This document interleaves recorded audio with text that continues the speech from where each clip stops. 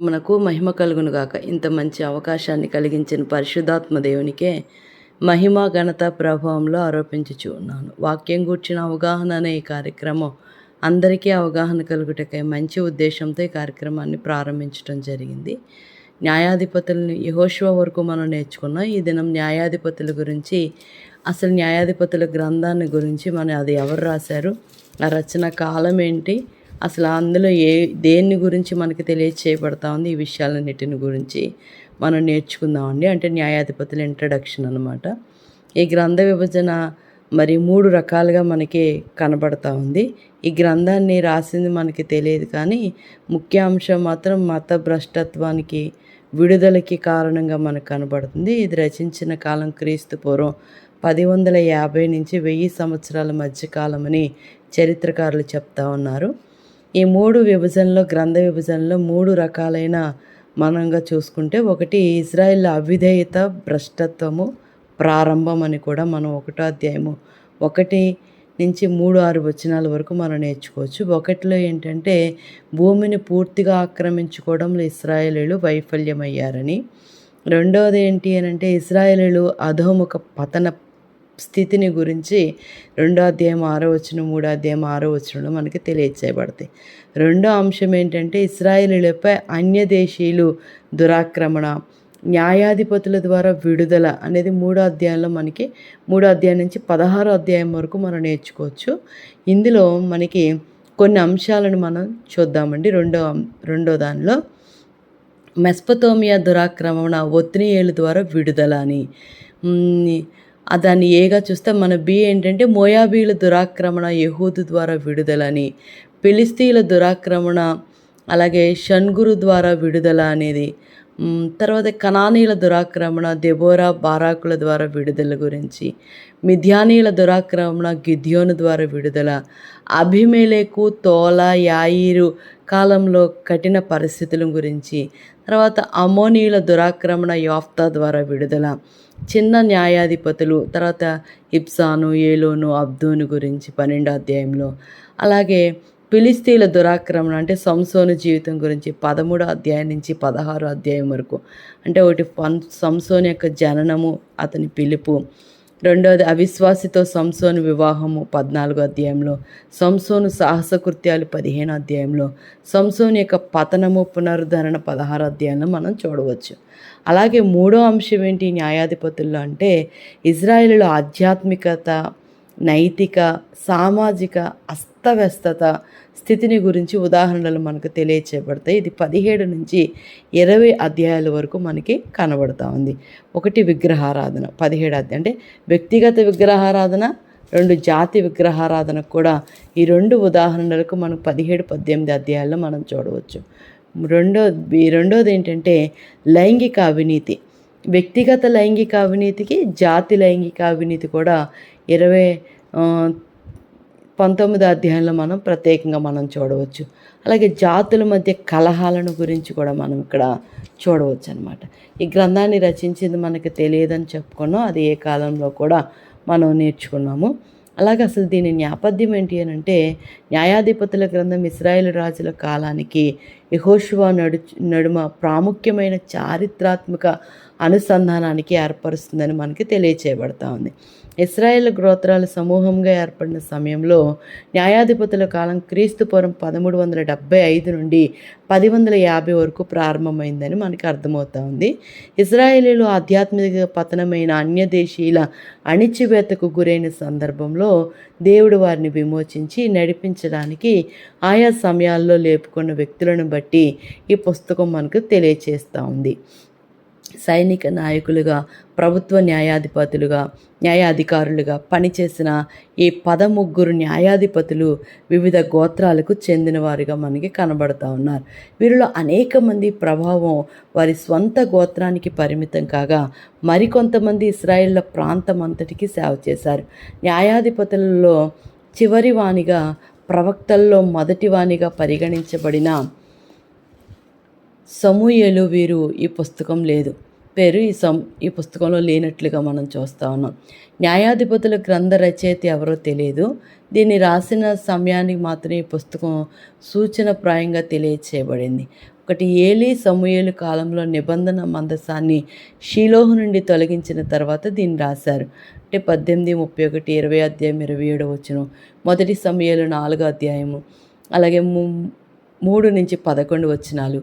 ఈ గ్రంథం రాసే సమయానికి ఇశ్రాయేల్లో రాజరిక పరిపాలనలో ఉనికిని ఉండడానికి నిదర్శనంగా గ్రంథకర్త న్యాయాధిపతుల సమయాన్ని తెలియచేస్తూ, ఈ దినాలలో ఇశ్రాయేల్ రాజు లేడు, అనేక మార్లు ఈ మాటను రాసినట్లుగా మనం చూస్తూ ఉన్నాం.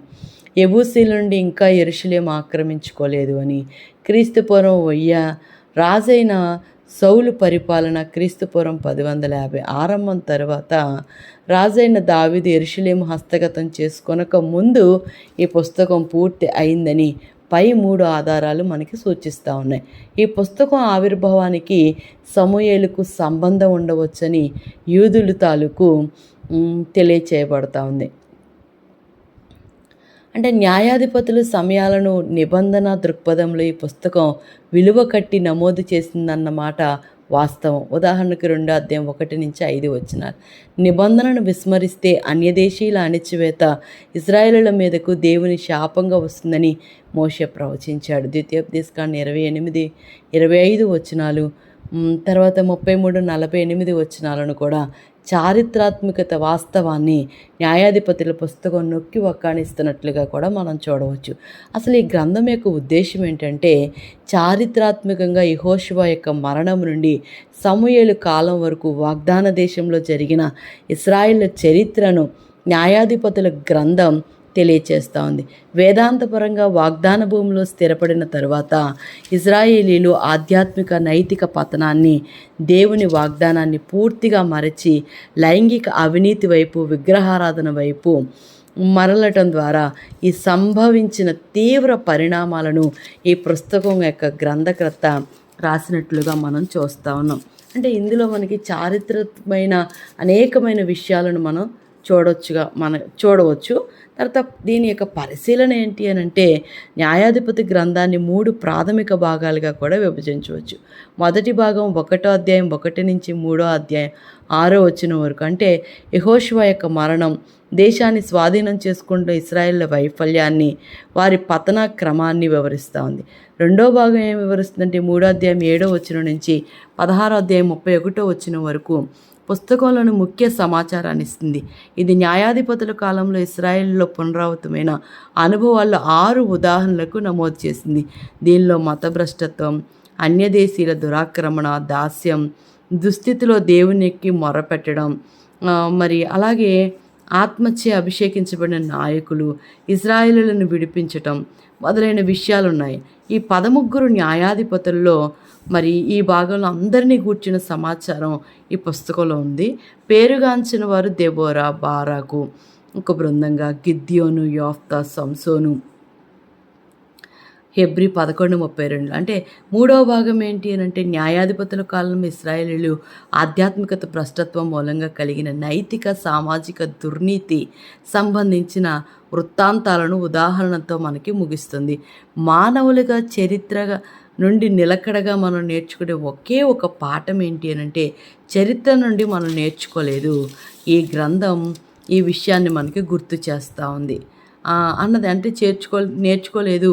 ఇక్కడ ఒక దేవుని యొక్క ఒక ఉద్దేశాన్ని ఇక్కడ మనకి తెలియచేస్తున్నట్లుగా ఈ పరిశీలనలో మనకి అర్థమవుతా ఉంది. ప్రత్యేకమైన అంశాలు ఏమున్నాయనంటే, న్యాయాధిపతుల గ్రంథంలో 6 ముఖ్య అంశాలు ఉన్నాయి. ఒకటి, పాలస్తీనాపై విజయానికి, రాజరిక ప్రారంభానికి మధ్యలో గల సంక్షోభ పరిస్థితుల్లోని సంఘటనను ఇది నమోదు చేసింది. రెండోది ఏంటంటే, సాధారణమైన 3 గంభీర సత్యాలను ఇది చెప్తా ఉంది. ఏంటది? ఏం చెప్తుందంటే, దేవుని ప్రజలు అంటే అర్థం వారికి దేవుడే రాజుగా ప్రభుగా ఉండడం. బి ఏం చెప్తుందంటే, దేవుని ప్రజలకు పాపం ఎప్పుడూ వినాశనకారే. మూడవది ఏంటంటే, దేవుడు ప్రజలను తమను తాము తగ్గించుకుని ప్రార్థించి తమ దుష్ట మార్గాల నుండి మళ్ళుకుంటే పరలోకం నుండి దేవుడు విని వారి భూమిని స్వస్థపరుస్తాడనేది 2వ దినవృత్తాంతాలు 7:14 ద్వారా ఇక్కడ తెలియచేయబడతా ఉంది. ఈ 6 ముఖ్యాంశాల్లో మూడవది ఏంటంటే, దేవుని రాజ్యంలో ఇశ్రాయేలుల నిబంధన ప్రజలు అనే గుర్తింపును కోల్పోయినప్పుడల్లా ప్రతివాడును తన ఇష్టానుసారంగా ప్రవర్తించుచూ వచ్చారని, అన్నట్టుగా తమ ఆధ్యాత్మిక, నైతిక, సామాజిక పతన స్థితిలో మునిగిపోయారన్న విషయాన్ని మనకి ఇక్కడ తెలియచేయబడుతుంది. నాలుగోది ఏంటంటే, పాత క్రొత్త నిబంధనల రెండిటి కింద జీవించిన ఇశ్రాయేళ్ల చరిత్రలో సంభవించే పునరావృతమైన ఉదాహరణలు ఇక్కడ మనకి బయలుపరుస్తాను. ఏంటంటే అవి దేవుని ప్రజలు ప్రేమ, విధేయత, శ్రద్ధతో కూడిన ఆధ్యాత్మికమైన మెళకువలు కలిగి పూర్ణ హృదయాన్ని దేవునికి ఇవ్వకపోతే వారి హృదయాలు కఠినమై స్పందన లేక తుదకు భ్రష్టత్వానికి, ఆధ్యాత్మికమైన మందత్వాన్ని లోనవుతారనేది మనకి అర్థమవుతా ఉంది. దేవుడు దీర్ఘశాంతుడు కాబట్టి తన ప్రజలను పశ్చాత్తాపంతో మొరపెట్టినప్పుడల్లా ఆయన దయతో ఆత్మశక్తిని వ్యక్తులకు లేపి అణిచివేత అనే తీర్పు నుండి వారిని విడిపించేవాడు. తన ప్రజలు విడిపించడానికి దేవుడు వాడుకున్న ఆత్మపూర్ణులైన నాయకుల గుణగణాలు, మానవ స్వభావంలో ఉన్న మౌలికమైన లోపాలు, తరచుగా అవినీతి పరుల గురించి ఇక్కడ మనకి తెలియచేయబడతా ఉంది. మతభ్రష్టత్వము మాటలతో ప్రారంభం అవ్వలేదు. విడుదలతో కూడిన 6 సంభవాలు ఇశ్రాయేలీయులు యెహోవా కన్నుల ఎదుట కీడు చేసిరి అనే మాటలు అంటే 2వ అధ్యాయం 11, 3వ అధ్యాయం 7వ వచనంలో మనం చూడొచ్చు. 6వది ఏంటంటే, తన ప్రజల లోపాలను తీర్పు తీర్చడానికి వారిలో పశ్చాత్తాపం, పునర్జీవనం లేపడానికి దేవుడు తన ప్రజల కంటే చెడ్డవారైన అన్యదేశీయులను వాడుకున్నాడని ఈ పుస్తకంలో మనకి తెలియచేయబడతా ఉంది. ఈ ఇశ్రాయేలీయులు అన్య మతంలో సంపూర్ణంగా కలిసిపోకుండా దేవుడు జోక్యం చాలా వీరికి సహాయపడింది. అలాగే క్రొత్త నిబంధన యొక్క నెరవేర్పులో ఏంటి అని అంటే, దేవుడు ఒక వ్యక్తిని తన పరిచర్యలో బలంగా వాడుకున్నప్పుడు యెహోవా ఆత్మ అతని మీదకి వచ్చెను. 3వ అధ్యాయం 10వ వచనం, 6వ అధ్యాయం 34, 11, 29, 14వ అధ్యాయం 6 నుంచి 19, 15వ అధ్యాయం 14వ వచనం అనే గొప్ప దైవ సూత్రాన్ని ఇక్కడ మనకి తెలియజేస్తూ ఉంది.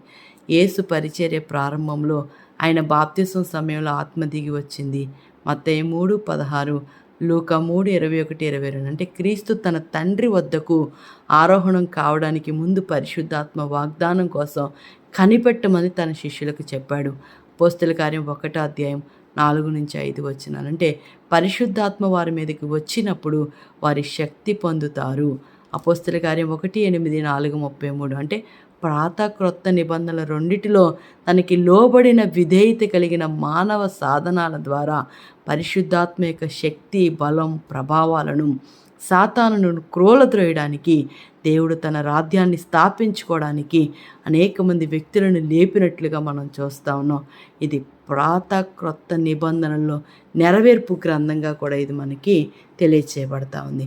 కాబట్టి ఈ న్యాయాధిపతుల గ్రంథాన్ని 1 నుంచి 20 అధ్యాయాలను మనం ధ్యానిస్తున్నప్పుడు ఈ విషయాలన్నీ మనకి తెలియచేయబడతాయి. ఇది న్యాయాధిపతుల గ్రంథం యొక్క మరి ముందు సంక్షిప్త సమాచారంగా చెప్పడం జరిగింది. కాబట్టి వీటి నుంచి మనం నేర్చుకోవలసిన విషయాలు ఏమిటి అని అంటే, మనకు దేవుడు ఎవరినైతే మరి ఆయన వ్యక్తిగా ఆయన యొక్క ప్రవక్తగా ఆయన యొక్క పనిముట్టుగా వాడుకోవాలనుకుంటున్నారో వారి మీద దేవుని ఆత్మ దిగి వస్తుందని, వారు మాత్రమే ఆ కార్యాలు చేయగలుగుతారని ఇందులో స్పష్టంగా మనకి కనబడతా ఉంది. కాబట్టి మనం దేవుని ఆత్మచేత నింపబడి దేవుని కార్యాలను చేస్తూ దేవుని యొక్క క్రొత్త నిబంధన మరి ఆ యొక్క విషయాలను, దేవుని క్రొత్త నిబంధనను మనము కూడా ఆ ఆత్మను పంచుకుంటూ దేవుని రాజ్యం కొరకు ముందుకి కొనసాగుతూ వెనుక ఉన్నవన్నీ మర్చి ముందున్న వాటి కొరకు వేగిరపడుతూ దేవుని రాజ్య సువార్తలో దేవుని కొరకు ముందుకు కొనసాగుదాం. అట్టి కృప పరిశుద్ధాత్మ దేవుడు మనందరి కుటుంబాలకు అనుగ్రహించునుగాక. దేవుడి కొద్ది మాటలు మన వెనికిడిలా ఆశీర్వదించునుగాక. ఆమెన్. God bless you. అందరికీ వందనాలు.